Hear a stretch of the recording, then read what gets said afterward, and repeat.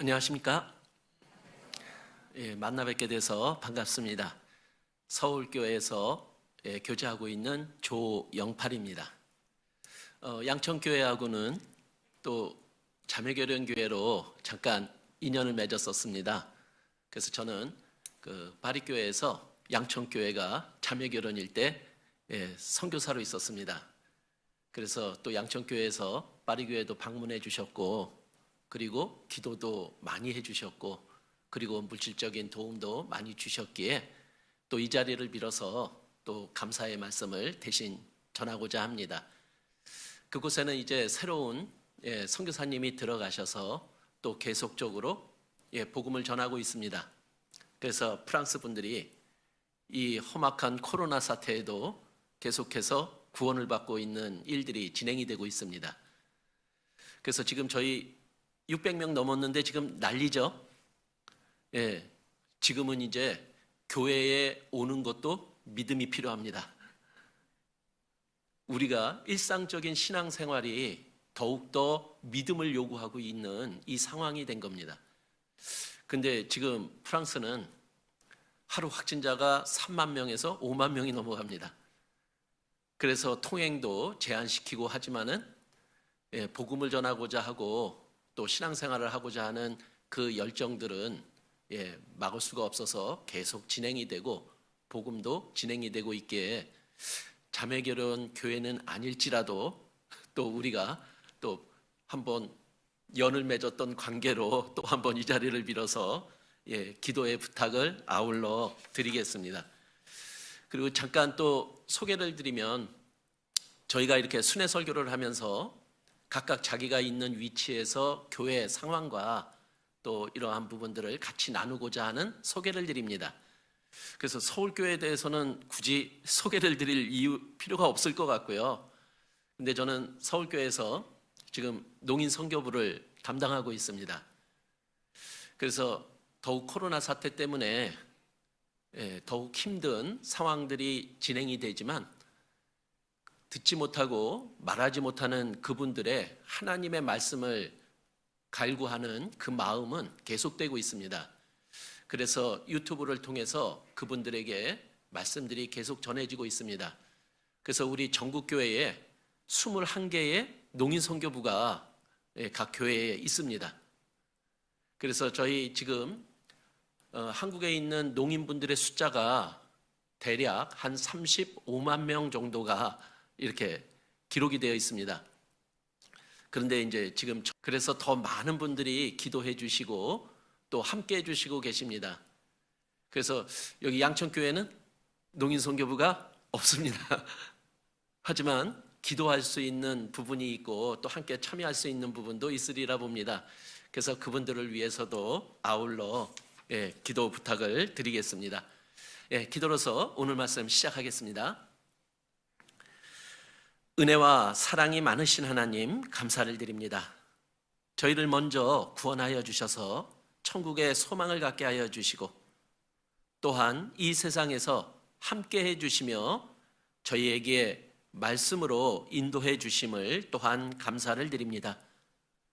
오늘 주일 또 말씀 앞에 저희들을 불러주시고 말씀을 통해 하나님 앞에 저희들의 모습을 돌아보게 하여 주시고 마땅히 가야 할 길을 인도해 주시는 주님, 저희의 눈과 마음이 주님을 향하고 또한 주님의 뜻대로 살아감으로 주님의 마음을 품는 저희들이 되기를 바랍니다. 계속 코로나 사태로 어수선한 가운데 있지만 그 가운데에서도 항상 주님을 바라보고 주님을 향한 믿음으로 우리의 믿음 지키고 또한 그 복음을 전하는 일이 멈춰지지 않기를 주님께 구하옵니다.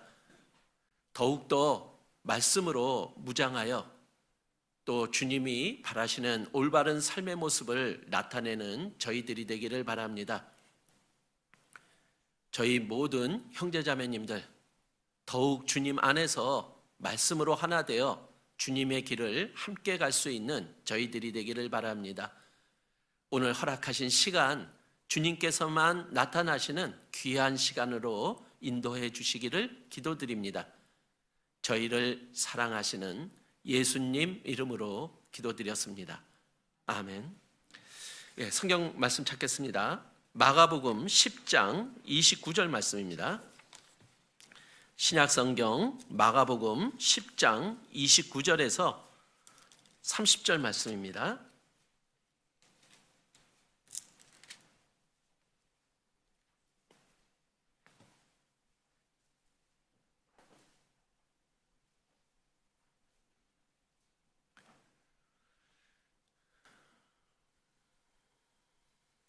(28절은) 제가 읽겠습니다.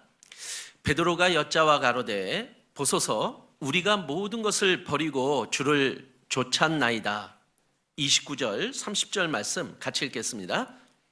예수께서 가라사대 내가 진실로 너희에게 이르노니 나와 및 복음을 위하여 집이나 형제나 자매나 어미나 아비나 자식이나 전토를 벌인 자는 금세에 있어 집과 형제와 자매와 모친과 자식과 전토를 100배나 받되 핍박을 겸하여 받고 내세의 영생을 받지 못할 자가 없느니라.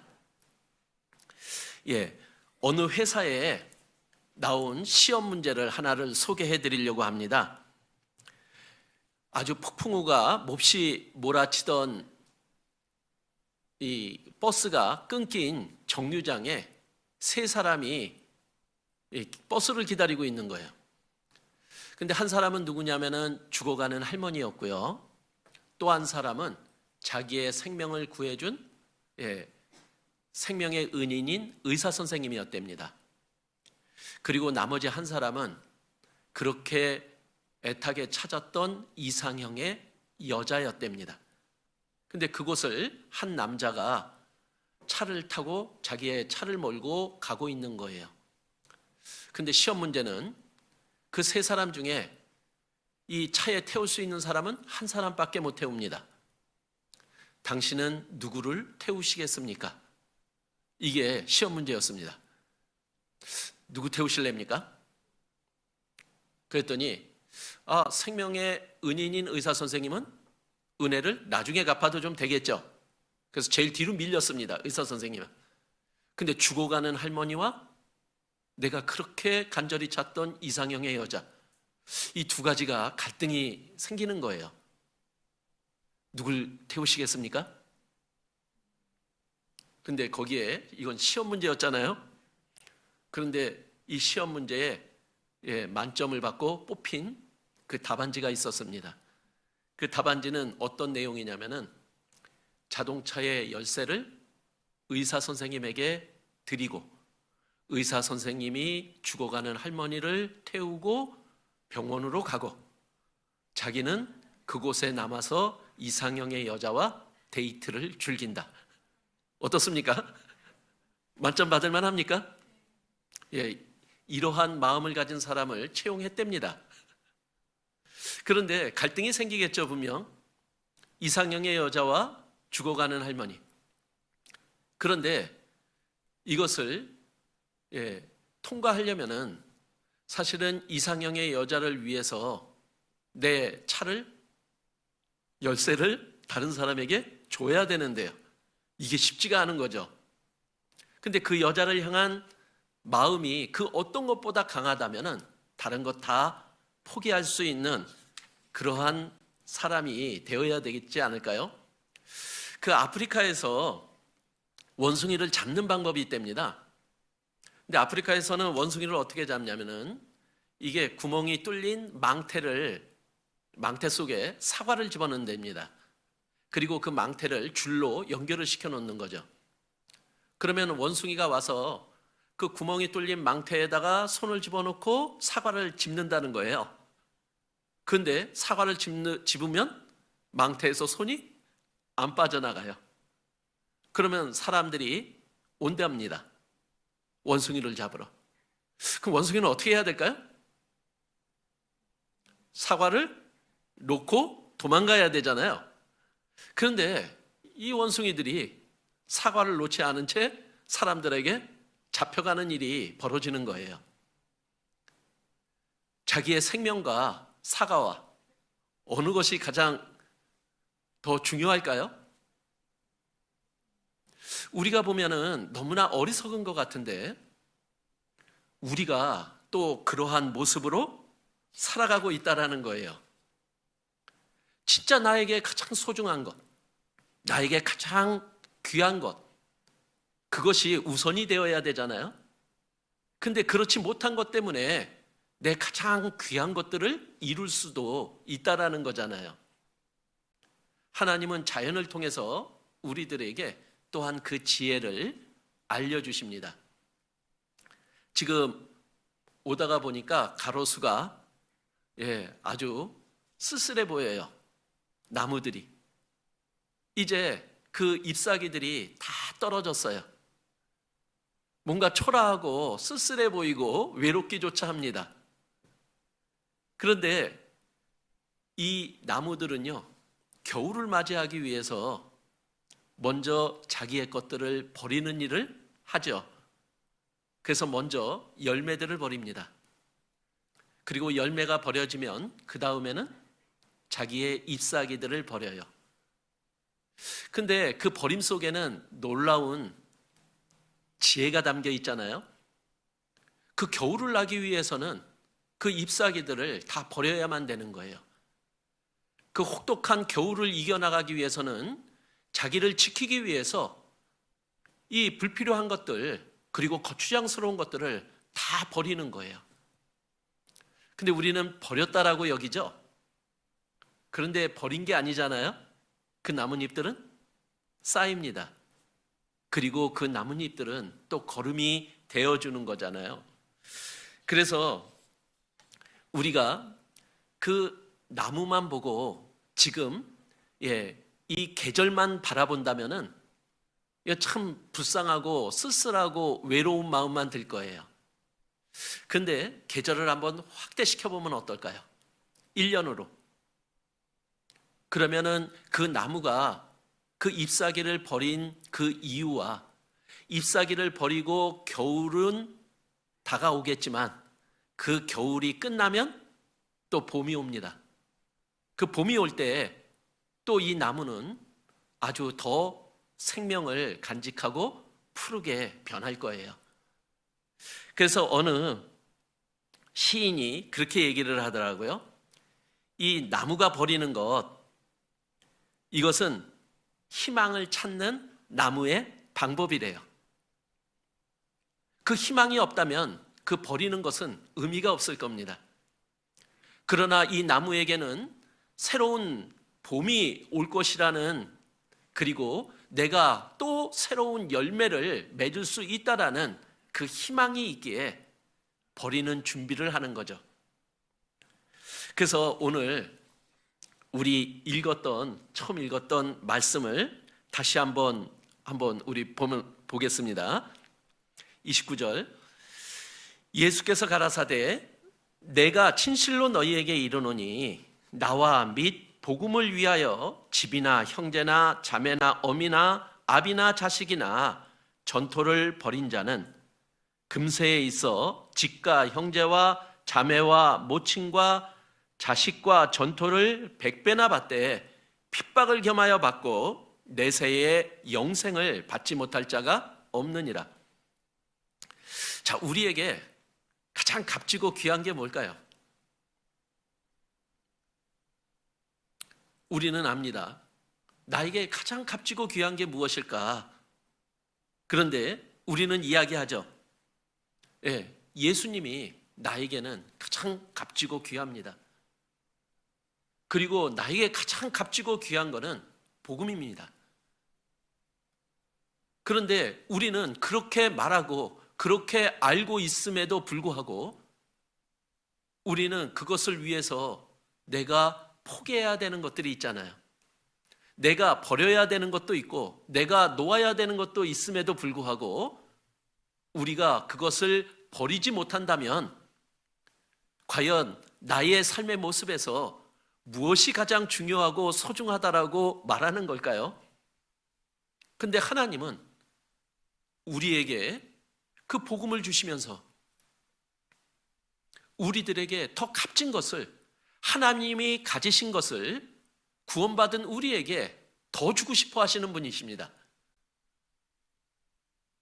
그런데 그 하나님의 것을 받을 수 있는 방법을 하나님은 우리에게 알려주시잖아요. 그것은 뭐냐? 하나님이 알려주신 가장 값진 것, 가장 귀한 것, 바로 예수님과 복음을 위해서 우리가 다른 것을 버리고 포기할 줄 아는 거예요. 그러면은 하나님은 어떻게 하신다고요? 금세에 있어서 직과 형제와 자매와 모친과 자식과 전토를 100배나 우리가 받을 수 있도록 해주신대요. 하나님의 말씀이잖아요. 우리는 하나님의 말씀을 믿잖아요. 그리고 그것뿐만이 아니죠. 그런데 하나가 좀 걸리는 게 있죠. 그 약속에 사실은 이 금세에서 100배나 받지만은 핍박도 겸하여 받는다라는 거예요. 그래서 우리가 복음을 전하고 또 예수님을 전하고자 할 때 우리에게는 반드시 핍박이 있습니다. 그러나 그 핍박은요, 우리가 100배나 받는 그것, 그리고 그 뒤에 또 약속하신 영생이라고 하는 그것에 비할 바가 못 된다라고 우리에게 말씀해 주고 있는 거잖아요. 저 아주 좀 웃긴 이야기가 하나 있죠. 어떤 저 형제님이 하나님께 기도를 했대요. 하도 경제적으로 어려워서 하나님 저 로또 복권 좀 당첨되게 해주세요 하고 기도했대요. 들어주실까요? 근데 응답이 왔대요. 그래, 내가 너 로또 복권 당첨되게 해줄게. 이건 그냥 얘기입니다. 실제 얘기 아닙니다. 또 오늘 또 이 얘기 듣고 또 가서 로또 복권 당첨되게 해주세요 하고 기도하시면 안 됩니다. 그런데 하나님이 당첨되게 해줄게 이 응답을 받았대요. 근데 아무리 기다려도 로또 복권이 당첨이 안 되더래요. 그래서 이 형제가 하나님께 따졌대요. 하나님, 왜 거짓말 하세요? 로또 복권 당첨되게 해준다고 해놓고 왜 당첨 안 시켜주시는 거예요? 그리고 따졌대요. 그랬더니 하나님이 뭐라고 하실게요? 야, 로또 복권이나 좀 사고 얘기해라 이러더래요.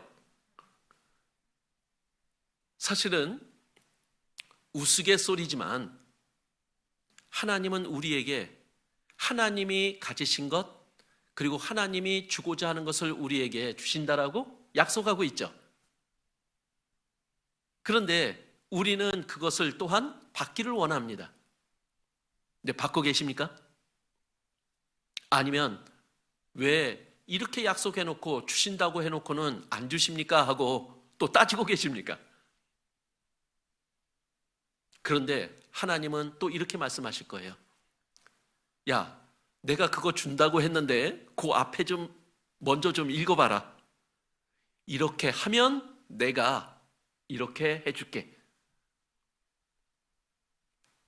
하나님은 하나님이 가장 값진 것을 우리들에게 주셨잖아요. 우리가 그것을 값지게 여기고 그것을 위해서 그것을 믿음으로 다른 것들을 내가 버릴 때 하나님은 100배나 그리고 영생도 그리고 심지어 핍박까지도 겸해서 주신다라고 말씀하신 거예요. 그런데 우리가 마땅히 해야 될 일, 하나님의 것을 받을 수 있는 준비가 안 돼 있다면은 하나님은 우리에게 주실 수가 없는 거잖아요. 그래서 오늘은 우리 말씀 속에서 아까 그 대기업에 나왔던 시험 문제의 예화가 인터넷에 기록이 되어 있는데 그 위에 제목이 하나 붙어 있더라고요. 근데 그 제목이 뭐라고 붙어 있었냐면은 버림으로 얻는 지혜 이렇게 붙어 있어요. 그래서 오늘 또 하나님이 우리들에게 신앙적인 또 성장을 위해서 버리기를 원하시고 또 그 버림을 통해서 얻는 지혜라고 하는 부분들을 우리가 한번 말씀 속에서 한번 알아보려고 합니다. 근데 하나님을 믿지 않는 사람들도 이 지혜를 갖고 있어요. 우리 여기 접어보시고 요나서 한번 볼까요? 요나서 1장. 요나서 1장 3절. 요나서 1장 3절 신약성경 1287페이지입니다. 요나서 1장 3절. 자, 이 내용은 하나님이 요나에게 니누에로 가서 그들을 멸망시키겠다라고 하는 하나님의 그 계획을 전하라고 하죠. 그래서 그들로 하여금 회개하도록 하려고 하는 거예요. 근데 요나는 하나님의 그 계획이 마음에 안 들었어요. 그들은 나쁜 짓을 했고 그들은 벌받아야 될 자들인데 하나님이 그들을 구해주시고자 하는 거예요. 그래서 불순종하며 다른 곳으로 배를 타고 도망가는 일이 벌어진 겁니다. 그랬더니 하나님이 대풍을 일으켜서 그 요나가 타고 있는 배를 부서뜨릴 정도로 만드신 거예요. 그래서 4절에 보면은 이렇게 기록이 되어 있잖아요. 여호와께서 대풍을 대작하여 배가 거의 깨지게 되어진지라. 그랬더니 그 사공이 한 모습이 있어요. 근데 사공이 어떻게 했느냐? 자기의 신을 불렀어요. 아주 내가 어찌할 수 없는 절박한 순간이 되면 진정한 하나님을 믿지 않는 자들도 신을 찾아요. 그리고 그 다음에 자기가 할 수 있는 일, 그것이 뭐냐면은 배를 가볍게 하려고 그 가운데 물건을 바다에 던지는 일을 하는 거예요. 그러니까 파도와 배가 이게 부딪히면 배가 깨져요. 그러니까 배는 파도를 타기 위해서 최대한대로 가볍게 하는 거죠. 근데 배가 운송수단이잖아요. 그러면 거기에 가장 값지고 귀한 것들을 담아놓지 않았겠어요? 그런데 그 배에서 가장 귀한 것이 무엇일까요? 그거는 그 배에 타고 있는 사람들의 생명일 겁니다. 목숨일 겁니다. 그러면은 그 사람을 던질 수는 없잖아요. 그러니까 물건들을 아무리 값진 물건일지라도 그 물건들을 밖으로 던져야만 되는 거예요. 하나님을 믿지 않는 자들도 이런 지혜를 갖고 있잖아요. 그래서 그것을 버림으로 자기들이 이제 그 파도를 탈 수 있고 거기에서 목숨을 건지는 일을 하고자 하는 거예요. 자, 우리에게 가장 귀한 것, 그 복음이요. 자, 우리에게 복음 진짜 가장 중요합니까? 근데 그 복음을 한번 봐보셔요. 바로 하나님의 나를 향한 사랑 이야기잖아요. 근데 하나님에게 가장 귀한 게 무엇인지를 우리들에게 알려주는 사랑의 이야기예요. 근데 그 사랑을 우리가 받아들였잖아요. 근데 어떻게 받아들인 겁니까? 진짜 하나님이 나를 사랑하신 겁니까? 근데 그 속에는 하나님의 나를 향한 사랑 때문에 하나님의 버리신 이야기가 들어있는 거예요. 하나님은 독생자 예수가 있으셨어요. 근데 그 독생자 예수를 이 세상에 보내시고 그 독생자 예수를 죽음에 이르도록 놔두신 겁니다. 근데 예수님이 십자가에서 우리의 모든 죄를 영원히 용서하기 위해서 그 십자가에서 피 흘려 죽어가고 있는 거예요. 그런데 그 예수님이 죽어가며 하나님을 향해서 외치고 계십니다. 엘리 엘리 라마 사박다니 하고요. 무슨 뜻입니까? 나의 하나님, 나의 하나님, 어찌하여 나를 버리셨나이까? 나를 향한 그 복음에 바로 하나님이 가장 귀하게 여기는 예수 그리스도를 버리신 이야기가 그 안에 들어있잖아요. 그런데 하나님이 예수 그리스도를 버리지 않으셨다면 어떤 일이 벌어질까요?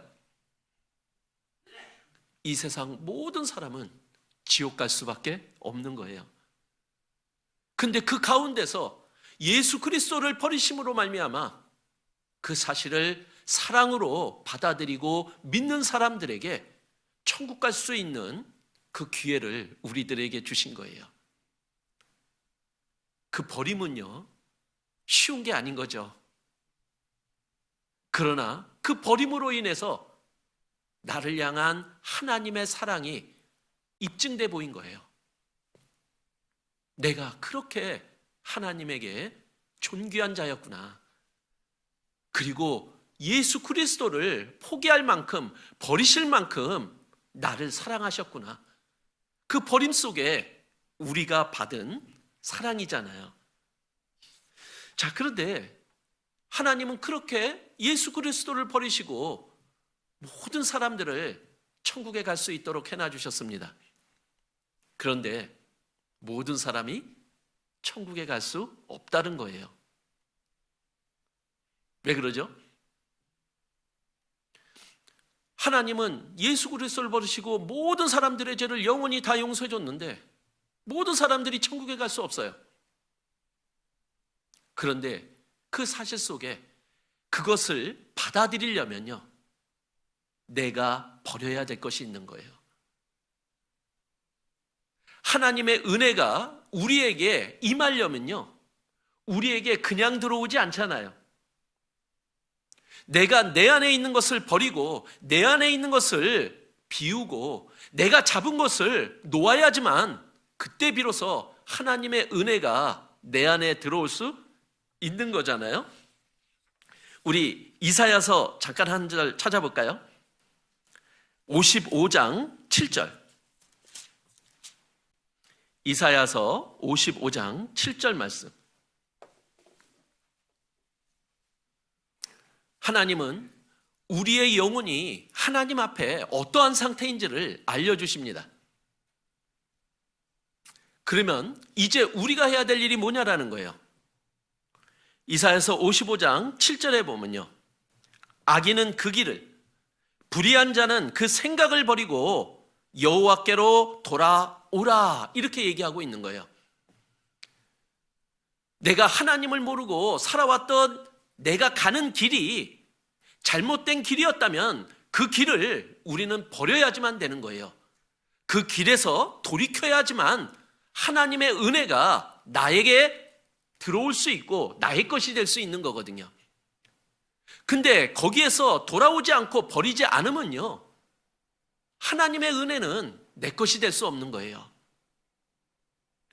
그리고 불의한 생각들이요, 그 생각들을 버려야지만 하나님의 은혜가 나의 것이 될 수 있는 거예요. 우리는 그렇게 구원받았잖아요. 자, 하나님은 우리에게 화평을 주러 오신 분입니다. 근데 우리 구원받은 우리들 하나님의 화평을 누리고 계셔요? 근데 하나님은 우리에게 하나님의 것을 계속 하나님의 은혜를 주시는데 우리는 왜 그것을 못 받는 겁니까? 그런데 내 안에 너무 꽉 차 있어요. 세상의 염려, 세상의 걱정들, 그리고 또 다른 무언가가 내 안에 차 있어서 하나님의 은혜가 내 안에 들어올 수가 없어요. 그것을 우리는 하나님께 맡겨 버려야죠.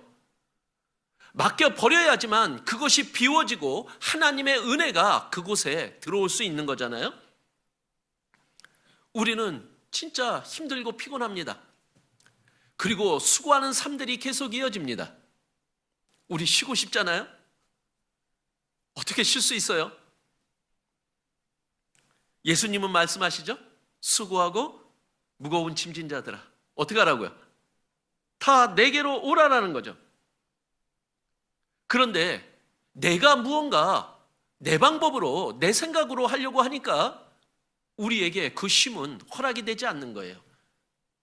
하나님이 주시는 은혜, 하나님이 주시는 쉼, 하나님이 주시는 것을 우리가 누릴 때 비로소 우리는 진정한 것을 갖고 누릴 수 있음에도 불구하고 그것을 못하는 이유를 우리는 우리 자신에게서 찾아야 된다는 거예요. 우리는 하나님의 것을 누릴 수 있는 자격을 가진 자입니다. 그래서 우리를 의인이라고 하죠. 우리는 죄를 안 짓기 때문에 의인이 아니라 죄를 용서받았기 때문에, 하나님의 은혜를 받았기 때문에 우리는 의인된 자들입니다. 그런데 의인된 우리를 향해서 하나님은 계속해서 하나님의 은혜를 더해 주시고자 하는 거예요. 그래서 우리에게 요구하는 게 있죠. 의인은 어떻게 살아야 됩니까? 믿음으로 살아가야 되는 겁니다. 하나님을 향한 믿음, 말씀을 향한 믿음, 하나님의 약속에 대한 믿음, 그 믿음을 가지고 내가 살아갈 때 이제 하나님은 나에게 하나님의 것을 채워주시고 누릴 수 있게 해주시는 거잖아요. 자, 신앙생활이라는 게, 믿음으로 산다라는 게 우리 과연 어떤 걸까요? 우리 구원받고 한번 돌아보시죠. 우리는 구원받았지만 우리는 이 세상을 살아가고 있잖아요. 그럼 이 세상 것도 누리고 싶고, 이 세상 것도 잡고 싶고, 이 세상 것도 내 안에 채우고 싶은 그 마음 속에서 우리는 하나님에 대한 믿음으로 갈등하며 살아가고 있어요. 근데 하나님은 믿음을 원하셔요. 그래서 하나님은 우리가 구원받고 살아가는 삶 속에 계속해서 버려라, 놓아라, 그리고 비워라, 이렇게 말씀하시는 거죠. 세상 다른 종교들도 이렇게 얘기를 합니다. 근데 세상 다른 종교는 거기서 끝나요. 그러나 하나님은 거기에서 끝나지가 않잖아요. 왜 비우라고 하시는 겁니까? 왜 놓으라고 하시고 왜 버리라고 하시는 거냐? 채워주시기 위해서라는 거예요. 하나님의 것을 가져라, 하나님의 것을 누리라고요. 자, 우리 믿음의 조상 아브라함을 한번 우리 돌이켜보면 어떨까요? 하나님은 아브라함을 선택하셨습니다. 바로 구원받은 우리를 선택한 것처럼요. 근데 선택받은 아브라함에게 하나님이 요구하신 게 있잖아요. 제일 처음 요구하신 게 바로 너의 본토 친척 아비집을 떠나 내가 너에게 지시할 땅으로 가라고 말하는 것이 제일 처음 아브라함에게 전한 이야기였어요. 자, 그러면 뭐 하라는 얘기입니까? 너의 친척, 너의 본토 친척 아비집을 어떻게 하라고요? 포기하라. 그거 버리라는 거야.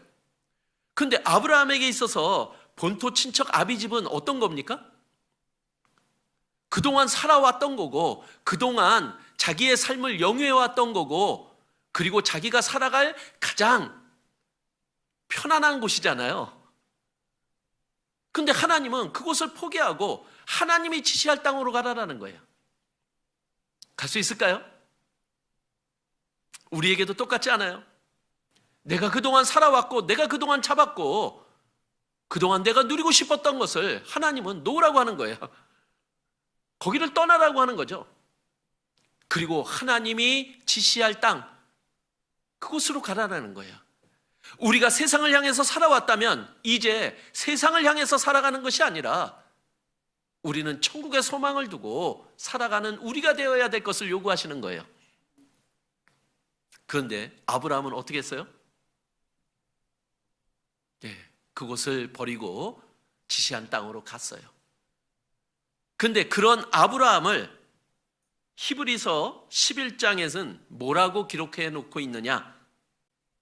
믿음으로 아브라함은 이렇게 기록해 놨어요. 그러니까 그것을 버리는 것, 그거는 쉬운 게 아닌 거예요. 그냥 안 돼요. 오로지 하나요. 뭡니까? 믿음이에요. 믿음으로 아브라함은 순종했다라고 얘기를 하고 있는 거예요.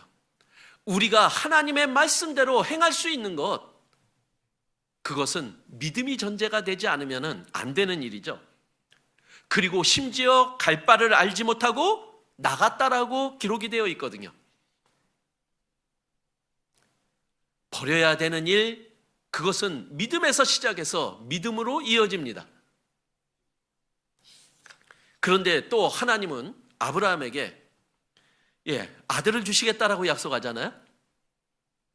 그리고 그 자손으로 큰 민족을 이루게 해주겠다라고 약속한 거예요. 자, 우리가 구원받고 하나님께 받은 약속들 기억나십니까? 그 참 중요한 것들 우리가 꽉 잡고 있어야 되는데요. 믿음으로요. 근데 아브라함에게도 이 약속을 주셨거든요. 근데 아브라함은 그것들이 속히 빨리 이루어지지 않으니까 자꾸만 의지할 것을 찾아요. 이어갈 것을 찾는 거예요. 그래서 처음에 누굴 찾았어요? 조카 롯하고 같이 갔죠. 그런데 그것도 합당하지 않으니까 또 갈라서게 만드는 거예요. 자, 그 다음에는 아브라함이 누구를 잡았느냐? 이제는 종을 잡았어요. 엘리에셀이요. 그래서 자기는 후손이 없고, 그러니까 이 종 엘리에셀을 후사로 삼으려고 했던 거예요. 그때 하나님이 뭐라고 합니까? 거기는 종이다. 너의 후사가 아니다. 알려주시잖아요. 하나님의 약속의 말씀을 믿음으로 붙잡아야 되는데 자꾸만 현실적인 상황 속에서 자기의 생각으로 무언가 잡으려고 하는 일들이 벌어지게 되는 거잖아요. 그런데 또 어떤 일을 벌였느냐? 그 여종 하갈을 통해서 또 아들을 낳게 돼서 그 아들을 붙잡잖아요. 이스마엘. 근데 하나님이 그것도 놓게 만듭니다. 그래서 이스마엘을 또 쫓아내는 일을 하게 되잖아요. 그리고 이제 마지막으로 100세에 하나님이 아들을 주셨어요. 그러니까 또 아브라함은 그 아들을 또 잡게 되는 거죠. 근데 하나님은 또 뭐라고 하십니까? 그 아들조차도 번제물로 바치라고 말씀하시는 거예요. 아마 아브라함이 살아오면서 최고의 시험, 그것은 바로 그 독자 이삭을 하나님께 번제물로 바치라고 한 거였을 거예요. 근데 아브라함은요, 믿음으로요, 그 독자 이삭을 하나님께 바칩니다. 바치려고 하는 순간 하나님이 막으셨잖아요. 그리고 그 번제물, 그것을 미리 준비해 놓으신 겁니다.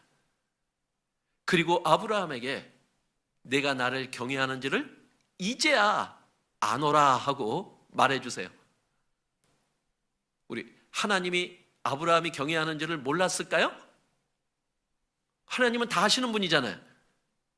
근데 이제 아노라 하고 말해준 거는 대상이 아브라함인 거예요. 자, 우리 하나님 사랑하십니까? 어떻게 해요? 내 방법으로요? 아니잖아요. 우리가 하나님을 사랑한다라는 것은 내 사랑을 하나님이 받아주실 때 의미가 있는 것 아니에요? 그러면 하나님께 인정받는다라는 것은 이거는 최고의 영광 아닐까요? 아브라함은 하나님을 사랑했습니다. 그 사랑의 표시가 믿음인 거였잖아요. 그래서 독자 이삭까지도 하나님이 놓으라고 할 때, 버리라고 할 때 버릴 수 있었던 거예요. 근데 하나님이 아브라함에게 말해주고 있는 거잖아요. 네가 나를 사랑하노라 인정해 주는 거잖아요. 우리는 하나님을 사랑한다라고 얘기하지만 진짜 나의 사랑이 하나님이 인정하는 사랑이었는지는 우리가 돌아봐야 되지 않을까요? 자, 그 이삭을 아브라함은 놓았어요. 가장 귀하고 자기에게 이 세상에서 가장 값진 것을 놓았을 때 바로 아브라함은 하나님과 하나가 될 수 있었잖아요. 그리고 하나님의 것을 아브라함은 누릴 수 있는 자가 되었다라는 거예요. 자, 이 놓는 거요, 버리는 거요, 이거는 그냥 놓고 버리는 걸로 끝나는 게 아니잖아요. 특히 구원받은 믿음을 가진 우리들에게는 사실은 더더욱 또 다른 의미를 갖게 해줍니다. 우리의 삶을 전체적으로 한번 봐보세요. 우리가 구원을 받고 또 주님을 만날 때까지 이 세상을 살아갑니다. 그리고 우리는 사람이라면 언젠가 반드시 한 번은 죽습니다. 근데 죽는 게 뭘까요? 다 놔야 되는 거예요. 다 버려야 되는 거예요. 하나님이 우리에게 허락하신 그 삶의 끝에는 모든 것을 버려야 되는 거예요. 그러면 우리 하나님 빈손으로 가서 만날랍니까? 아니잖아요. 버려지지 않는 가장 값지고 귀한 것을 하나님은 우리들에게 소개하고 있는 거예요. 하나님을 위해서 살았던 삶, 내가 전도했던 영혼들, 그리고 하나님을 향한 사랑들을 우리는 모든 것을 놓을 때 가져갈 수 있는 자가 될 수 있는 거잖아요. 그리고 우리가 이 세상을 살면서 내가 버리고 놓을 때 버린 것만큼, 놓은 것만큼 그 이상으로 100배로 하나님이 이 세상에서 채워주시고자 하는 것이 있다라는 거예요. 그러기에 우리에게 이 세상에 있는 것을 버리라고요, 내가 붙잡은 것을 놓으라고 하나님은 그렇게 말씀하고 있는 거예요. 제가 좀 못 부르는 찬송이지만 한 곡 들려드려도 될까요? 네. 좀 음칩니다, 제가. 근데 이런 찬송이 있어요. 사랑은 참으로 버리는 것, 버리는 것, 버리는 것. 사랑은 참으로 버리는 것, 더 가지지 않는 것. 이거 제가 유치부에서 아이들에게 가르쳤던 노래 찬양이거든요. 근데 제가 이것을 이렇게 다시 되씹어 보니까 내가 어떻게 이렇게 어려운 것을 그 유치부 아이들한테 가르쳤을까, 이런 생각이 들었어요. 그 5살, 6살짜리 아이들이 사랑이 뭔지도 잘 모르는 그 아이들에게 그 사랑의 오묘한 진리, 사랑은 뭐라고요? 참으로 버리는 거라고요. 네? 그런데 그 아이들 마음속에 커가면서 이것이 진짜 살면 살수록 느껴지는 진리라는 것을 그들이 담을 수 있을까? 그리고 우리들에게도 진짜 내가 하나님을 사랑한다면요, 하나님이 우리에게 서로 사랑하라고 요구한다면 그 속에는 반드시 이게 담겨져 있는 거예요. 내가 버리지 못하면요, 누군가를 사랑할 수 없노라고요. 내가 이 세상 어떤 것을 잡고 있고 쥐고 있다면 내가 하나님을 사랑할 수 없노라고요. 우리 그 사르밧 과부의 이야기 너무나 잘 아시죠? 흉년이 들어서 먹을 것이 없었어요. 아들하고 둘이 살아가는 과부입니다. 그 당시에 과부는 경제적으로 누구한테 의지하고 도움을 받을 수 없는 최악의 환경에 있는 상태에 놓여 있는 분이 과부였던 거예요. 그런데 밀가루 한 줌, 기름 한 방울 있는 것 가지고 엘리야에게 먼저 바치라는 거예요. 바칠 줄 수 있을까요? 이거 하나 해먹고 죽으려고 하는 그 과부에게 그거 나에게 먼저 바치라는 거예요. 그러나 바치라고 했을 때 그 뒤에 채워주시고자 하는 또 하나님의 약속이 있는 거예요. 네가 계속해서 먹을 수 있는 것을 하나님이 주실 거다. 자, 그 사르밧가부가 택한 게 무엇입니까? 그걸 엘리야에게 먼저 봉양한 거예요. 그랬더니 어떻게 됐습니까? 하나님이 계속해서 그 기름이 떨어지지 않고 밀가루가 떨어지지 않도록 하나님이 그 과부에게 채워주신 거예요. 그것은 큰 게 아니었잖아요. 남은 기름 조금, 밀가루 한 줌. 그러나 그것을 하나님께 드릴 수 있었던 그것은 바로 하나님을 향한 그 과부의 믿음이었고 사랑이었음에 분명하다라는 거예요. 그것이 하나님의 기적을 만들어내잖아요. 우리 예수님이 일으키신 기적 중에 그 오병이어의 기적이 유명하죠. 5천 명이나 되는 사람들이 하나님의 말씀을 들으러 모였습니다. 그런데 식사 때가 됐는데 먹을 것이 없어요. 어떻게 해야 될까요? 한 소년의 도시락이 바쳐졌어요. 2마리의 물고기하고 불과 5개의 떡덩어리, 떡 조각, 그게 전부였습니다. 하나님께 드려지고 하나님께 놓아진 그 소년의 그 도시락이요, 5천 명을 먹이고 남을 정도의 기적을 베푸는 거예요. 내가 놓아야 될 것, 내가 버림으로 인해서 하나님의 은혜와 하나님의 이적이 더 큰 것이 채워질 수 있고, 그리고 그것을 누릴 수 있다면요, 할만하지 않습니까? 우리가 그것을 목적으로 하는 것은 아니지만 하나님의 말씀 속에 들어있는 하나님을 향한 나의 사랑과 하나님을 향한 나의 믿음이 더욱더 필요한 지금 상황과 시기가 우리들에게 지금 다가오고 있잖아요. 근데 진짜 내가 하나님께 드릴 믿음이 있느냐라는 거예요.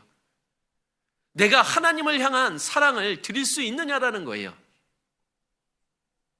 근데 우리는 놓질 않아요. 버리지를 않아요. 하나님은 버리라고 말씀을 하고 있는 거죠. 무엇이 가장 값지고 무엇이 가장 중요한지를 우리들한테 알려주시고 그것을 위해서 버리라고 말씀하시는 거죠. 그렇다면은요, 버리는 게 아닌 거죠. 진정 그 버리는 거는요, 버리는 게 아니라 하나님께 저는 드린다라고 표현하고 싶어요.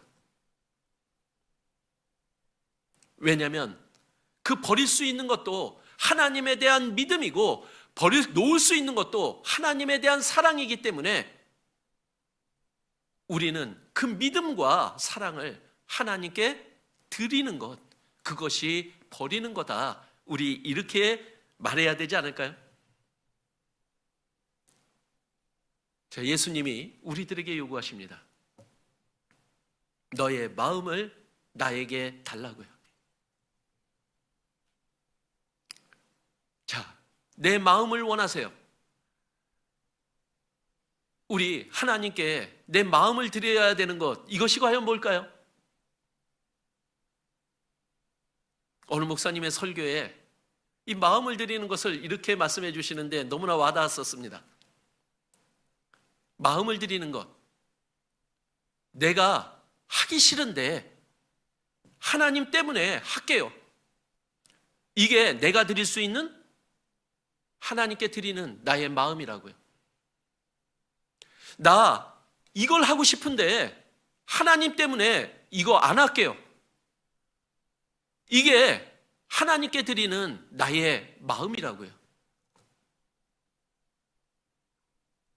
내가 하고 싶은 것, 그리고 내가 하기 싫은 것, 그것을 다 하면서 우리는 하나님께 마음을 드릴 수는 없는 거예요. 하나님께 드리는 마음이 더 중요하고 더 값지기 때문에 내가 생각하고 내가 중요하다라고 여기는 것, 그걸 버릴 수 있는 것, 그것이 하나님께 드릴 수 있는 믿음이고 사랑이지 않을까요? 우리는 하나님에 대한 믿음으로 살아갑니다. 그리고 하나님을 사랑하며 또 살아갑니다. 그런데 그 삶이 이어지려면요, 그리고 그 삶이 하나님으로부터 인정을 받으려면요, 우리는 내 안에 버려야 될 것, 놓아야 될 것, 이게 너무나 많은 거예요. 그런데 우리 잘 계산해 봐야 되잖아요. 어느 게 더 값진 거고 어느 게 더 덜 중요한 건지 우리가 그것이 분명하지 않으면요, 버릴 수가 없어요. 또 그것이 잘못되면 잘못 버려요. 그래서 더 값지고 더 중요한 것을 우리가 버릴 수도 있는 거잖아요. 자, 우리 구원받으면요, 먼저 신앙생활 하신 분들이 우리에게 꼭 해주는 말이 있죠. 인정줄을 끊어 버려야 된다라고 얘기를 합니다. 그죠? 왜? 그 인정줄을 끊지 않고서는 하나님의 삶을 살아갈 수가 없는 거예요. 왜죠? 인정이 하나님에 대한 믿음보다 앞서기 때문에 그래요. 그리고 우리가 받은 게 있잖아요, 하나님한테. 뭐 받으셨습니까? 하나님의 사랑이요. 그런데 그 사랑은 우리가 무엇을 해서 받은 게 아니라 그것을 빚이라고 얘기하는 거잖아요. 그래서 우리는 구원받은 자는 하나님의 사랑에 빚진 자죠. 그럼 어떻게 해야 될까요, 우리 그 빚? 갚아 버려야 됩니다. 그죠? 그럼 갚아버리는 거는 버리는 게 아니죠. 드리는 거예요. 하나님께 그것을 드리는 거죠. 자, 우리 신앙생활 하는데 자꾸만 우리를 시험하는 많은 것들이 있죠? 그래서 나를 힘들게 하는 형제자매님들도 있습니다. 그리고 형제자매님들의 모습, 형제자매님들의 말, 그래서 그것을 보고 돌이키면, 돌아가서 가만히 있으면 자꾸만 생각나죠. 그 형제님이 어떻게 나한테 그럴 수가 있어? 그 자매님이 나한테 이렇게 얘기했잖아. 막 생각이 나요. 그럼 어떻게 됩니까, 마음이? 신앙이 더 좋아지던가요? 아니죠. 그러면 그거는 빨리 안 좋은 건 잊어버려야 돼요.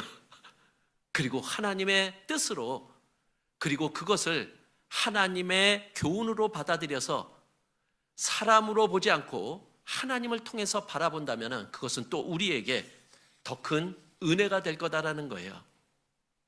자, 나에게 어느 게 더 값지고 어느 게 더 덜 중요한 겁니까? 우리 가장 안타까운 사람 있죠? 바로 에서요. 에서는요, 장자의 명분을 받고 태어난 자입니다. 쌍둥이인데도 불구하고 에서는 장자의 명분을 받고 태어난 자예요. 그건 뭐냐? 장자의 축복을 받을 수 있는 자라는 거예요. 근데 그 에서가 그 장자의 명분을 팔았어요. 뭐 하고요? 팥죽 한 그릇하고 바꾼 거예요. 그러니까 에서는 뭐죠? 팥죽 한 그릇이 장자 명분보다 더 중요하다. 나에게는 이게 더 필요하다. 그러니까 장자 명분을 바꿀 수 있었던 거예요. 그런데 성경은 그런 에서를 보고 이렇게 기록하고 있잖아요. 망령된 자다 이렇게 얘기를 하고 있어요. 망령된 자라는 뜻이 어떤 건지 아십니까? 제정신이 아니다, 미쳤다, 이게 망령된 자거든요. 미쳤다, 제정신이 아니다라는 것은 그 장자의 명분과 팥죽 한 그릇의 가치가 이거는 바꿀 수 있는 이게 아니라는 거예요. 근데 그것을 바꿨다면 이거는 미치지 않고서는 할 수 없는 짓이라는 거예요. 우리 구원받은 자에게 가장 값진 게 무엇입니까? 예수님, 복음이요. 우리는 이것을 위해서 살아가야 되잖아요. 근데 그것을 내가 할 수 있는 기회와 또 다른 것들이 내 앞에 놓여져 있어요. 근데 어떤 것을 선택하느냐, 그것이 우리들에게 놓여져 있는 거예요. 그리고 그 선택의 결과가 이제 하나님의 은혜와 연결이 되어 있는 거잖아요. 지금 잘 선택하고 계십니까? 우리 혹시 에서처럼 망령되자라고 우리 책망받는 그러한 일을 하고 있는 것은 아니냐라는 거예요. 우리 최악의 선택이 성경에 기록이 되어 있죠. 예수님이 끌려왔습니다. 그리고 로마 총독이 한 죄인을 놓아주려고 하면서 바라바와 예수, 누구를 놓아줄까 하고 이스라엘 사람들한테 선택을 하게 합니다. 근데 이스라엘 사람들은 어떤 선택을 했습니까? 바라바를 놓아주라는 거예요. 그 얘기는 뭐냐? 예수 그리스도를 죽이라는 거죠. 근데 그 결과 어떻게 된 거예요? 끔찍하죠? 이스라엘이 받는 환난, 그거는 끔찍한 거였어요. 자, 그들은 말씀도 맡았고 그리고 하나님께로부터 선택받은 민족이었음에도 불구하고 어떻게 그들은 그런 선택을 할 수 있었을까요? 자, 그들이 바랬던 건 뭡니까? 그들은요, 로마로부터 자신을 구해줄 메시아예요. 육신적이고 현실적이고 세상적인 것을 누릴 수 있고 가질 수 있도록 만들어주는 메시아를 원했던 거예요. 그런데 예수 그리스도는 이 땅에 왜 오셨습니까? 죄인을 구원하시려고 오신 거예요. 결국 그들이 예수님을 선택하지 않은 이유가 뭐였느냐? 하나님의 뜻과 그들의 생각이 달랐던 거예요. 선택의 기준에 문제가 있었습니다. 그들은 자기들에게 하나님을 맞추려고 했던 거예요. 그런데 신앙생활은요, 그렇지가 않아요. 나에게 하나님을 맞추는 것이 신앙생활이 아니라 하나님의 말씀에 내가 맞춰지는 것이 신앙생활인 거예요. 우리도요, 예수님을 배척할 수 있는 충분한 모든 환경들을 다 가지고 있어요. 내가 나에게 하나님을 맞추려고 한다면요. 그러나 우리는요, 하나님께 맞춰져야 될 자들인 거예요. 그때 비로소 우리는 무엇이 중요하고 무엇이 값진지, 그래서 하나님의 말씀에 믿음으로 순종하며 나아갈 때 하나님의 은혜를 누릴 수 있는 자가 될 수 있다라는 거죠. 신앙의 위인들을 봐보세요. 그들이 과연 무엇을 선택했는지.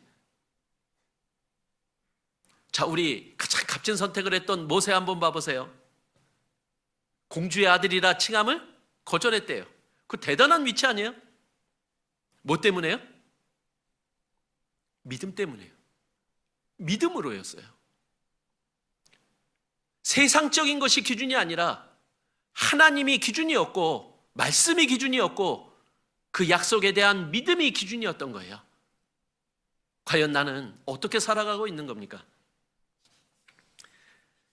자, 우리가 버려야 할 것을 버리지 못하면요, 그게 병이 됩니다. 그래서 하나님은 우리 구원받은 우리를 이 가지라고 이야기를 하죠. 포도나무에 붙어있는 가지.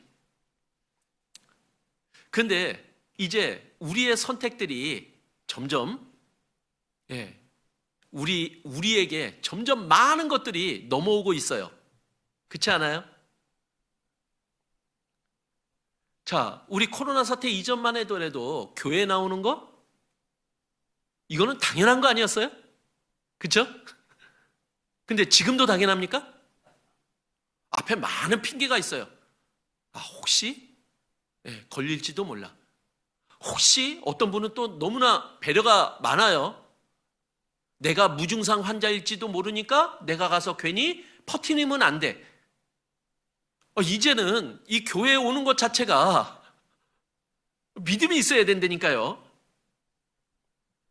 그런데 하나님이요, 저는 이 코로나 사태를 보면서 어떤 생각을 갖냐, 우리가 그런 얘기들을 많이 합니다. 와, 이게 마지막 시대가 가까이 왔다, 그렇게 말들을 많이 합니다. 그런데 정작 이 상황 속에서 하나님이 가지치기를 하고 계신다라는 생각을 많이 가져요. 가지치기를 왜 합니까? 올바른 열매를 맺을 수 있는 가지를 위해서 그렇지 못한 가지들을 쳐내고 계신 거예요. 이제는 내가 하나님을 위해서 올바른 믿음을 가지고 올바른 하나님의 말씀대로 삶을 살겠다라고 하는 자들에게 주어지는 기회들이 지금 우리들에게 펼쳐지고 있다라고요. 자, 코로나 사태로 우리 한번 돌아보자라는 거예요. 저는 이 코로나 사태를 통해서 하나님께로 돌아온 또 여러 사람들을 보게 됩니다. 코로나 사태 때문에 지금 말씀이 더 많아졌어요. 그렇지 않아요? 일반 우리 지금 다른 지역교회 또 다른 교회에서 말씀의 공급이 부족할까 봐 인터넷을 통해서 서로 말씀들이 넘쳐나게 많이 지금 나오고 있어요. 그죠? 코로나 사태 이전보다 더 많습니다. 근데 그거 다 들으세요? 말씀이 부족한 게 아니죠. 더 많은 기회가 주어졌는데 이러한 상황 속에서 하나님을 향해서 자기가 가던 길, 자기의 잘못된 생각을 버리고 하나님께로 돌아오는 자에게는 이 코로나 사태가 더 큰 은혜를 주셨어요. 믿음으로 더 세워진 거예요. 지금 봐보세요. 세상적으로 너무나 바쁘지 않았어요? 교회에서도 너무나 바쁘지 않았어요? 진짜 뭔가 가족들을 돌아보고 친척들에게 전도할 수 있는 이런 시간조차 없었던 게 우리의 신앙생활이었어요. 구역 모임, 조모임, 모두회, 모모임, 무슨 봉사, 무슨 봉사. 왜 이렇게 봉사가 많아요? 진짜 바빴죠? 근데 이제 다 줄어들었어요. 뭐만 하래요? 말씀만 들어도 충분한 시간이 주어져 있고, 말씀을 읽을 수 있는 충분한 시간이 주어져 있고, 가족들과 나눌 수 있는 교제의 시간도 충분히 되어 있습니다. 그렇게 시간을 보내고 계신가요?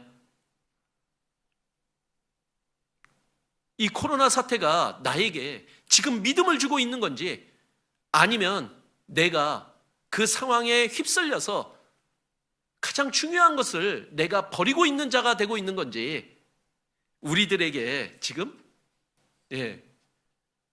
우리 자신들을 보여주고 있다라고 봅니다. 그런데 그것이 마치 가지치기처럼 느껴지는 거예요. 지금 코로나 사태 때문에 안 나오고 잘려나간 형제자매님들도 분명히 계실 겁니다.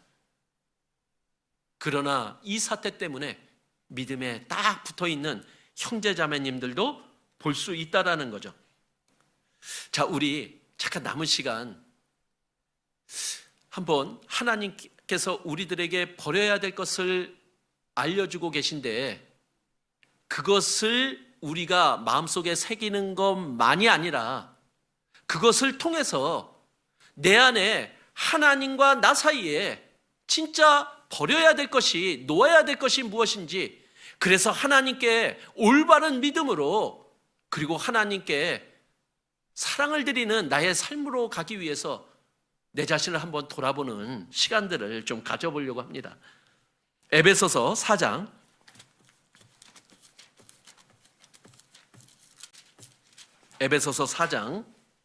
22절.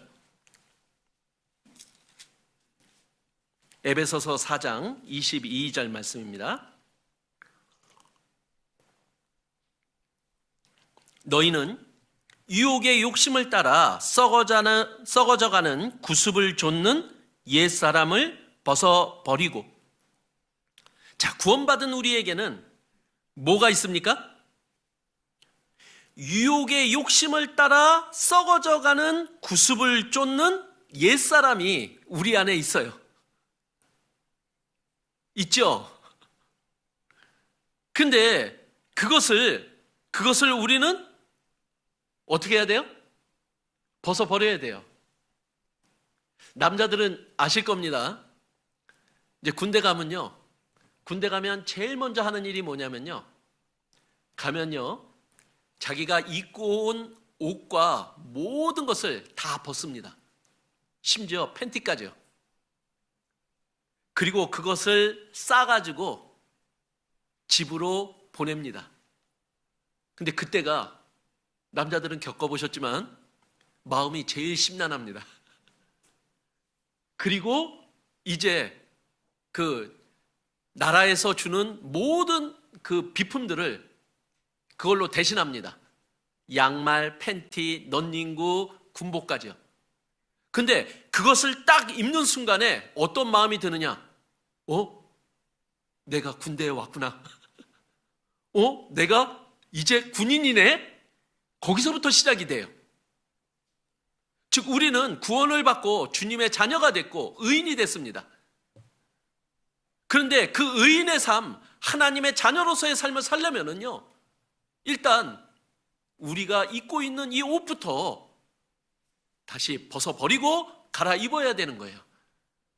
근데 그것을 우리가 벗어버리지 않으면요, 우리는 구원받았지만 살아가는 삶의 모습은 구원받지 않은 사람과 별로 다른 게 없다라는 거죠.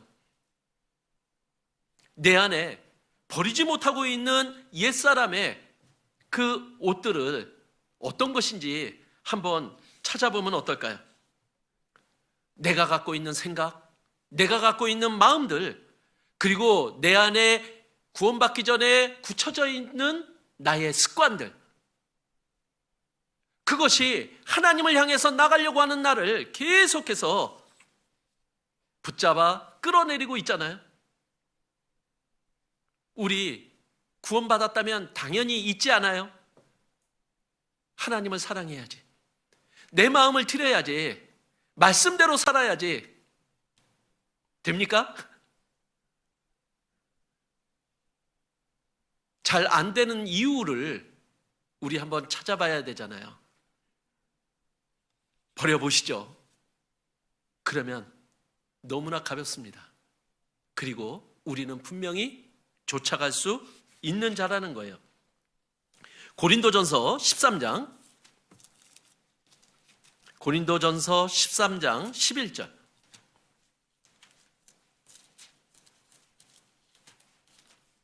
고린도전서 13장 11절. 내가 어렸을 때에는 말하는 것이 어린아이와 같고 깨닫는 것이 어린아이와 같고 생각하는 것이 어린아이와 같다가 장성한 사람이 되어서는 어린아이의 일을 버렸노라. 자, 우리가 뭘 버려야 될지 말씀하고 있죠? 여기 11절에 보면은 우리가 구원받고 지금 구원받은 지 계속해서 시간들이 지나갑니다. 그럼 우리는 올바른 성장을 해야 되는 게 마땅하다라는 거예요. 그러면 성장한 사람들의 모습은 어디에서 나타나느냐? 말하는 것에서 나타나죠. 그리고 생각하는 것에서 나타나는 거예요. 그리고 내가 깨닫는 것에서 나타나는 거예요. 그런데 구원받은 지 오래됐는데도 잘하질 않아요. 그럼 너무나 안타깝지 않아요? 우리 어른과 아이의 차이점들 많이 아시잖아요. 우리 아이들 길러봐서 아시죠? 자, 아이들은 어떻습니까? 자기중심적이에요. 이 아버지가 맛있는 과자를 사줬습니다. 그런데 사주고 난 다음에 과자 하나만 줄래? 그러면은 내 거, 그리고 안 주죠. 자기중심적이에요. 그리고 아이들이 또 제일 안 되는 게 뭐냐? 유혹에 약해요. 그죠? 그래서 잘 속아 넘어갑니다. 그리고 이 요동이 심하죠. 이랬다 저랬다, 예, 변덕이 심하다라는 얘기입니다. 그리고 아이들이 잘 참지를 못해요. 그런데 어른들은 좀 다르죠. 그래서 우리가 자기 중심적인 것에서 어른이 된다면은 신앙적으로요, 우리는 내 중심이 아니라 하나님 중심으로 바뀌어야 되는 게 우리는 어른다운 거예요. 그리고 우리 절제할 줄 알아야 되잖아요.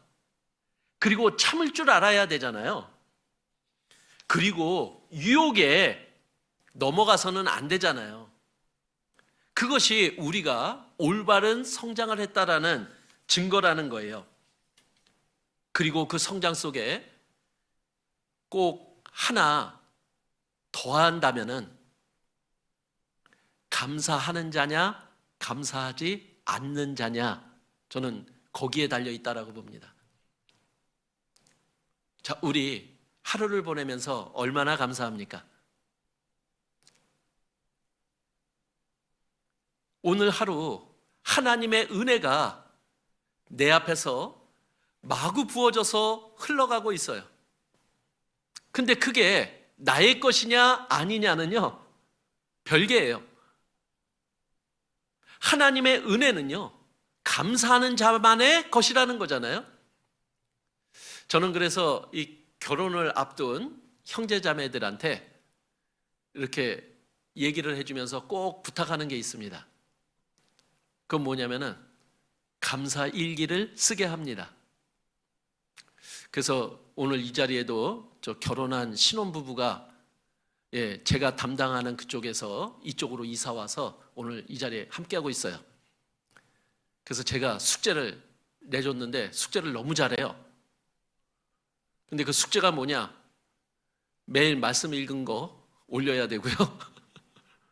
그리고 말씀 들은 거 정리해야 되고요. 그리고 꼭 해야 될 일, 예, 오늘 하루 감사한 것을 하루 보내면서 정리해서 저한테 숙제로 보내게 합니다. 근데 그걸 읽어보면 아, 이분들의 마음이 어떤 마음인지를 알게 돼요. 그래서 이제 결혼해서 안 보내도 되는데 계속 보내고 있어요. 그래서 감사는 계속 이어지고 있습니다. 그래서 아마 행복한 가정 꾸밀 거고 또 이 양천교회에도 많은 힘이 되지 않을까 싶어요. 그런데 우리 자신을 한번 돌아보자라는 거예요. 얼마나 감사하고 있는지요. 제가 예전에 어떤 형제님 한 분이 저를 찾아왔어요. 어떤 자매님하고 결혼을 하고 싶대요. 그래서 소개를 좀 시켜달래요. 근데 그 자매님은 교사 봉사를 하고 있고 되게 모범적인 것만이 아니라 미모와 몸매도 뛰어난 자매였어요.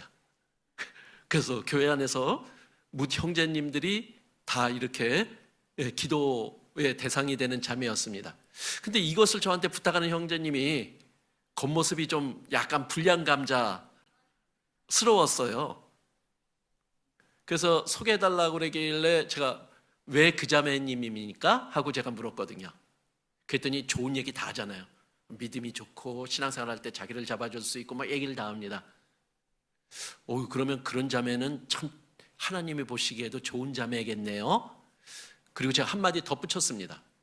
그럼 그런 자매는 어떤 형제를 원할까요? 그랬더니 그 말 듣자마자 죄송합니다 목사님 하고 돌아가더라고요. 그래서 제가 불렀어요. 왜 돌아가냐고. 형제님이 그런 형제가 되면 되지 않냐고. 그럼 내가 하라는 대로 좀 한번 해보겠냐고. 그럼 형제님도 그런 형제가 될 수 있다고. 그래서 제가 하라는 대로 다 하겠대요. 그래서 좀 전에 그 과제물들을 다 내줬습니다. 거기다가 하루에 매일 말씀 가지고 묵상하는 것까지, 말씀 정리하는 것까지. 근데 이 형제님이 보내는데 그동안의 신앙생활이 거기에 다 들어있어요. 그러니까 보니까 이게 제대로 그동안 안 해왔던 거죠. 근데 그걸 한 3개월 동안을 꾸준히 했어요, 그 형제님이. 그 다음에 제가 그 자매를 불렀습니다. 그리고 자매님한테 물어봤어요.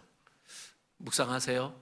말씀 매일 읽으세요? 말씀 정리하세요? 다 얘기를 했더니 감사일까지 꼬박꼬박 하는 자매였어요. 그래서 이제 얘기를 했습니다. 이런 형제가 있는데 한번 교제를 해보시겠습니까? 하고 얘기를 했거든요. 그래서 만나지는 말고 한번 서로가 지금 그 하는 일들을 서로 교환하면서 한번 이렇게 교환만 한번 해봅시다 해가지고 처음에 이제 교환만 하기 시작을 했어요. 근데 교환을 하니까 형제가 찾아왔어요. 왜냐하면 그 자매가 정리하고 감사하는 내용이 자기하고 봐도 너무나 차이가 나는 거예요. 그래서 포기하겠다라고 찾아왔습니다.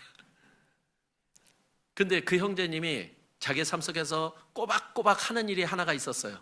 그게 뭐냐면은 하루에 감사하는 일 3가지를 꼬박꼬박 일기로 적는 일을 이 형제님이 하고 있었어요. 그래서 보내는 그곳에 형제님이 감사하는 그 3가지를 첨부해서 한번 보내달라고 그랬어요. 그런데 그 감사하는 그 형제님의 일기가 그 자매님을 감동시켰어요. 그래서 둘이 만나게 됐습니다. 어떻게 됐을까요? 결혼했습니다. 애가 둘입니다. 저는 감사하며 살아가는 그 우리의 마음이 진짜 하나님의 은혜를 받을 수 있는 최고의 마음이 아닐까 싶어요. 진짜 우리가 한순간 한순간 감사의 마음으로 하나님의 우리에게 주어진 상황과 또 일들을 받아들일 수 있다면요. 히브리서 12장 1절 말씀입니다. 히브리서 12장 1절.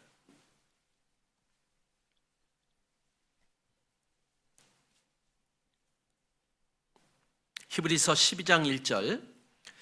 이러므로 우리에게 구름같이 둘러싼 허다한 증인들이 있으니 모든 무거운 것과 얽매이기 쉬운 죄를 벗어버리고 인내로서 우리 앞에 당한 경주를 경주하며.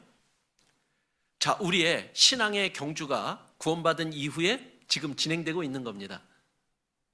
근데 우리를 또 응원하는 많은 믿음의 선진들이 말씀으로 우리를 격려하고 있어요. 그분들이 이렇게 이겼노라고, 이렇게 경주했노라고 그 사례들이 지금 성경의 말씀으로 우리들에게 계속 전해지고 있습니다. 근데 이렇게 말씀하시잖아요. 그 경주를 하려면은 무거운 것, 그거 버려야 된다요. 우리가 이 삶의 무거운 것을 짊어지고는 이 하나님의 신앙의 경주를 달려갈 수가 없다라는 거예요. 그 무거운 짐 어떻게 해야 될까요? 버려야 돼요. 어떻게 버리실랍니까? 하나님께 맡겨 버려야 되는 거예요. 하나님께 맡겨버리고 우리는 가볍게 해야 되겠죠? 그리고 얽매이기 쉬운 죄를 가지고는 그 신앙의 경주를 달려갈 수가 없어요. 그 얽매이기 쉬운 죄를 우리가 끊고 버릴 때만이 그 경주를 올바르게 나아갈 수 있는 거예요. 우리 자신들의 다른 사람이 알지 못하는 것, 하나님과 나만이 알고 있는 것, 그것을 한번 찾아내 보세요. 그리고 혹시 내가 모르는 죄도 있어요. 그러나 모든 것을 아시는 하나님이 우리가 기도 가운데 있을 때 내가 모르는 죄조차도 하나님이 알게 해주시잖아요.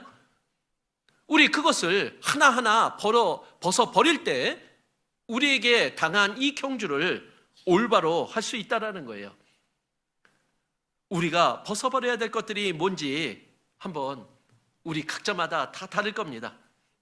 어떤 분들에게는 의심이 될 수도 있고, 어떤 분들에게는 두려움이 될 수도 있고, 어떤 분들에게는 교만이 될 수도 있고, 어떤 분들에게는 욕심이 될 수도 있고, 많은 것들이 우리 안에 있을 수 있어요. 그것을 우리 버리고 한번 나아가 보는 우리가 되면 어떨까요? 우리가 버릴 때 하나님이 그 마음을 받아주셔요. 그리고 그 위에 받아주시는 것만이 아니라 하나님의 은혜를 더해 주시잖아요. 그래서 우리는 그 은혜 가운데 살아갈 수 있는 자가 될 수 있는 거잖아요. 자, 우리 마태복음 6장 33절 말씀 찾아보겠습니다.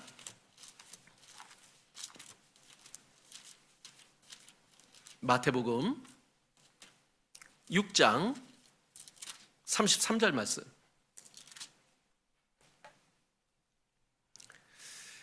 너희는 먼저 그의 나라와 그의 의를 구하라. 그리하면 이 모든 것을 너희에게 더하시리라. 무엇이 중요합니까? 나에게는 무엇이 가장 값진 겁니까? 그리고 나에게는 무엇이 먼저입니까? 하나님은 버리라고 이야기하지만은 그 버리라고 하는 것 속에 우리들에게 요구하는 게 뭐냐? 너에게 가장 값진 게 무엇이냐? 너에게 가장 중요한 게 무엇이냐? 그것을 먼저 해라. 그러면 우리가 염려하고 걱정하는 그것은 하나님이 채워주시겠다라고 약속하고 있는 거예요. 버리는 건 버리는 게 아닌 거죠. 내가 버리는 건 하나님이 채워주셔요. 내가 버리는 것은 분명히 하나님께 드리는 겁니다. 가장 중요한 게 이것이라고, 내가 가장 중요한 건 바로 예수님이고 복음이라고, 그리고 하나님을 향한 사랑이라고 내 마음을 드리는 것이 우리가 진정 버리는 것이라고 하나님은 말씀하고 있는 거예요. 자, 우리에게 주어진 상황들은 점점 어려워지고 힘든 상황들이 계속 주어집니다. 그러나 우리가 주님 안에서, 그리고 주님의 말씀대로 주님을 향한 믿음으로 나아간다면 결코 그 상황이 우리에게는 어려움으로 끝나는 게 아니라 오히려 우리들에게는 하나님의 은혜로 우리에게 다가오고, 또한 그 은혜를 더 누릴 수 있는 우리가 될 수 있음을 또한 알려주고 계신 것 같아요. 그래서 한번 올 한 해가 또 지나갑니다. 그리고 하나님이 또 새로운 한 해를 허락하셔요. 그것은 뭐냐? 우리가 지금 살아온 삶을 가지고 내년에는 더 성장한 우리 그리스도인의 모습으로, 그리고 더 하나님의 뜻 가운데 살아갈 수 있는 우리의 모습으로 기회를 주시는 거잖아요. 근데 그 기회는요, 내가 버리고 놓고 그래서 하나님의 것으로 그것을 채울 때 우리가 더 누릴 수 있음을 하나님은 알려주시고 계십니다. 그래서 오늘 하나님이 말씀하시는 그 버림 속에 들어있는 하나님의 지혜를 우리가 다 마음속에 품는 시간이었으면 합니다. 예, 기도로서 마치겠습니다. 은혜와 사랑이 많으신 하나님, 감사를 드립니다. 저희를 죽기까지 사랑하신 하나님, 하나님께 저희의 사랑의 마음을 드리고자 합니다. 하나님이 또한 저희에게 가장 값지고 귀하기에 먼저 그의 나라와 그의 의를 구하며 살아가는 저희들이 되기를 바랍니다. 그래서 세상을 이기고 또 사람을 이기고 하나님을 올바로 나타내며 살아갈 수 있는 저희들이 되기를 바랍니다. 그리고 오로지 하나님의 영광을 위해 살아가는 저희들이 되기를 바랍니다. 그래서 새로운 해에는 더욱더 주님의 뜻 가운데 살아갈 수 있는 저희들이 되기를 바라옵니다. 저희를 사랑하시는 예수님 이름으로 기도드렸습니다. 아멘.